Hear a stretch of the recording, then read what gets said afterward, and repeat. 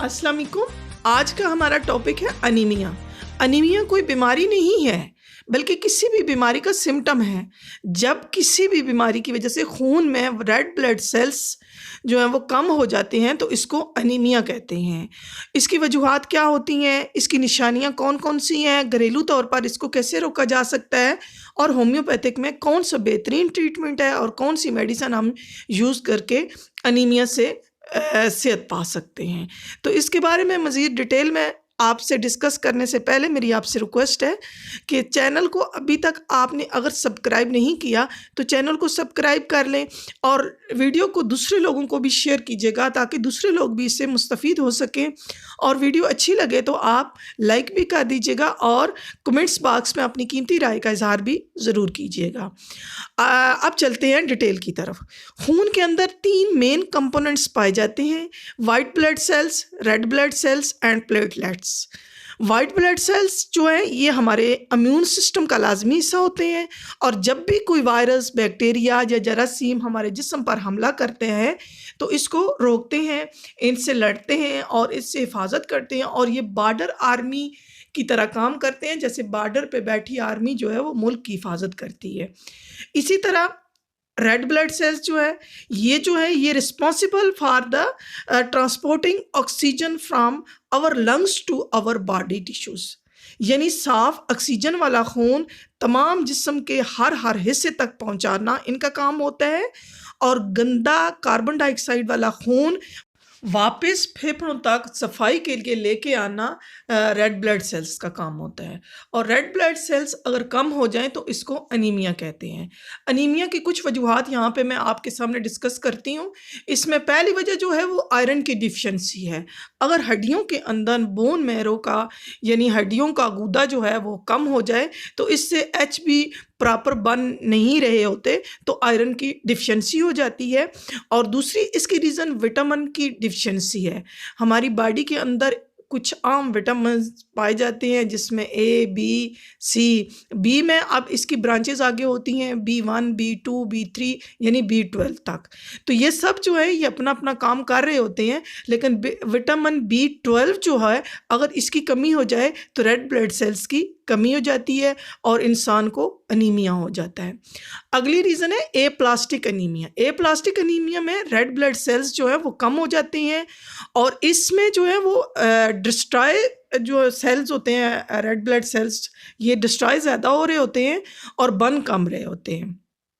अगली जो रीज़न है वो है बोन मैरो रिलेटेड। इसमें हड्डियों का गूदा कम हो जाता है और रेड ब्लड सेल्स जो हैं उसकी वजह से बनना कम हो जाते हैं।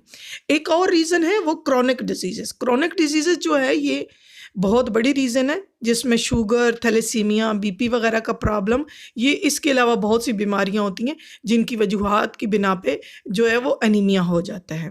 अब इसके सिम्टम में क्या आता है? इसके सिम्टम में सर दर्द होता है, कॉन्स्टिपेशन होती है पेशेंट को, सांस जब भी थोड़ा सा चलता है तो उसका सांस फूलने लग जाता है, चिड़चिड़ापन बहुत ज़्यादा आ जाता है, थकावट, काम थोड़ा सा करता है तो थकावट महसूस करता है, बुखार अक्सर रहता है, और नाखून जो है हाथों और पाँव के जो नाखून होते हैं वो सफ़ेद हो जाते हैं। जब उनको ऊपर से थोड़ा सा प्रेस किया जाए तो वो बिल्कुल पीले होते हैं, बहुत कम हिस्सा जो है वो उसका रेड नज़र आता है। जितना मतलब कम उसमें खून की रेड ब्लड सेल्स की कमी होगी तो इतना वो उसका जो है वो वाइट होता चला जाएगा।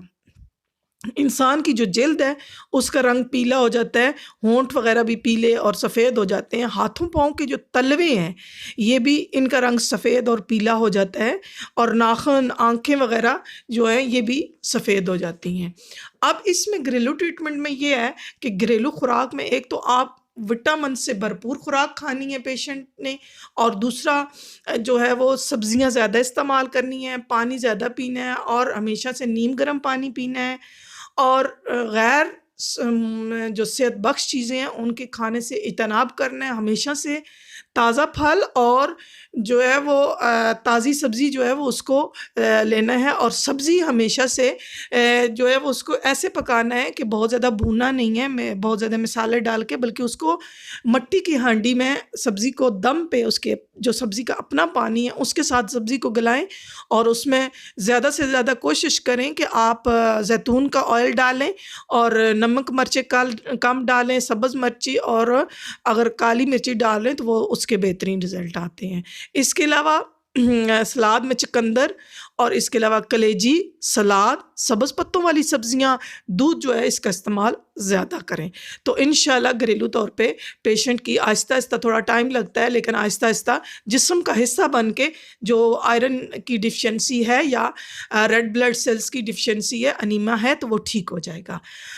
होमियो में अगर घरेलू तौर पे वो पेशेंट को जल्दी जो है वो उसको रिकवरी की ज़रूरत है, कोई औरत फ़ीमेल है या इस तरह, तो उठ नहीं सकते, काम नहीं कर सकते, तो उसके लिए फिर होम्योपैथिक में ट्रीटमेंट जो है वो मैं बताने जा रही हूँ।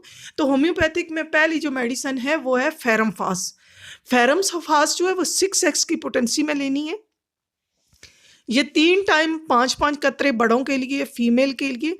अगर आयरन की ये इस सिम्पटम की सूरत में लेनी है कि अगर आयरन की डिफ़िशियंसी हो, यानी बोन मैरो में जो है वो सही तरह से काम ना कर रहा हो, और अक्सर ख़वातीन में ये आयरन की कमी हो जाती है क्योंकि वो बच्चे पैदा करती हैं, पीरियड्स आते हैं, घर के काम की वजह से अपनी सेहत को ध्यान नहीं कर पाती, तो आयरन की कमी हो जाती है जिसकी वजह से उनको अनीमिया हो जाता है, और उनके लिए फेरम फास 6x जो है वो बेहतरीन मेडिसिन है।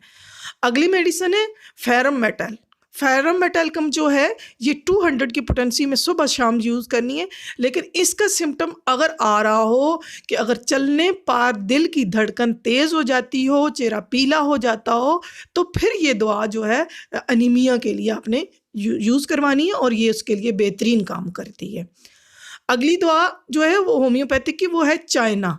चाइना 30 की पोटेंसी में 3 टाइम आपने पेशेंट को यूज़ करवानी है, और जब खून किसी वजह से ज़ाया हो गया, कोई इंजरी हो, बच्चे की पैदाइश के दौरान ज़ाया हुआ हो, या पीरियड के दौरान ज़्यादा ब्लीडिंग हो गई हो, तो उसके लिए जो है वो चाइना 30 आपने 3 टाइम जो है वो 5-5 कतरे यूज़ करवाने हैं। 15 दिन के अंदर खून में रेड ब्लड सेल्स की जो कमी है वो पूरी हो जाएगी। अगली मेडिसिन है एसेट पैक्राटम। एसेट पैक्राटम जो है अगर जिस्म में विटामिन B12 की जो है वो डिफिशिएंसी हो जाए, तो ये दवा जो है वो बेहतरीन काम करती है।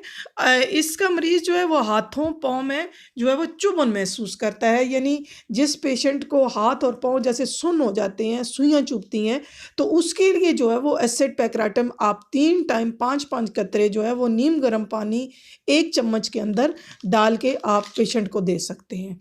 अगली मेडिसिन है लेसिथिनम। लेसिथिनम जो है ये 30 की पोटेंसी में आपने पेशेंट को यूज़ करवानी है, और ये 3 टाइम इसी तरह 5-5 कतरे 1 चम्मच नीम गर्म पानी के अंदर डाल के, तो पेशेंट जो है वो, और कोशिश हमेशा से ये करनी है कि जो भी मेडिसिन लेनी है उसके खाने से पहले और उसके खाने के बाद आधे घंटे तक कोई खाना नहीं खाना, और ना कोई इस जूस वगैरह पीना है। और ये जो है लेसिथिनम जो है ये 8 दिन के अंदर रेड ब्लड सेल्स की कमी को दूर कर देता है, और क्योंकि ये रेड ब्लड सेल के लिए बेहतरीन और बोनस टॉनिक है। ये दिमागी थकावट, आम कमज़ोरी, नामर्दी, तपदिक की वजह से ग़िज़ाइयत की कमी हो जाए, कमज़ोरी हो, सांस फूलता हो, तो ये सब के लिए बेहतरीन मेडिसिन है। अगली मेडिसिन है कलकेरिया कार्ब। कलकेरिया कार्ब 200 की पोटेंसी में बड़ों के लिए, और बच्चों के लिए 30 की पोटेंसी में। ये बच्चों और बड़ों सब के लिए जो है ये कमज़ोरी को कवर करती है, खून की कमी को दूर करती है, और जिस्म के फ़ाल के काम को बढ़ाती है। ये गदूद की सोजन और फेफड़ों के पुराने इन्फेक्शन को भी ठीक करती है, और हड्डियों को भी मजबूत करती है।